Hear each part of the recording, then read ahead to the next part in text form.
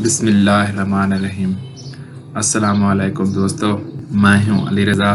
اور آپ دیکھ رہے ہیں روح انسان۔ آج کا ہمارا ٹاپک ہے رمضان کی آخری راتوں میں ایک شخص دست عجب کو جوڑ کے امام سجاد علیہ السلام کی خدمت میں حاضر ہوا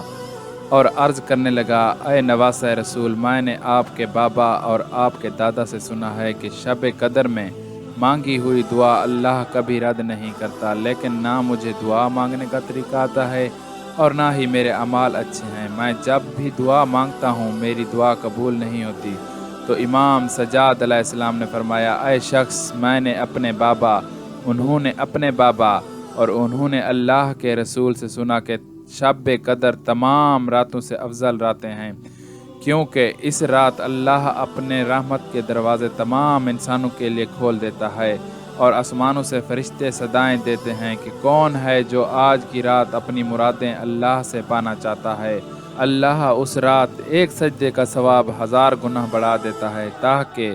روز محشر میرے نانا کی امت کی عبادت کا ثواب تمام امتوں پر بھاری رہے۔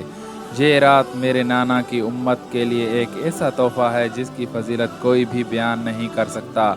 اگر اس رات اپنی دعائیں قبول کروانا چاہتے ہو، پریشانیاں ختم کروانا چاہتے ہو، تمام مشکلات آسان کروانا چاہتے ہو، تو عشاء اور فجر کے درمیان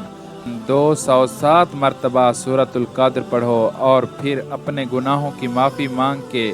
اللہ کے رسول اور اس کی آل پہ درود بھیجو اور پھر اللہ سے اپنی دعا مانگو، چاہے وہ چیز تمہاری تقدیر میں ہو یا نہ ہو، اللہ اپنے غیب کے خزانے سے تمہیں وہ عطا کر دے گا۔ آمین ثم آمین۔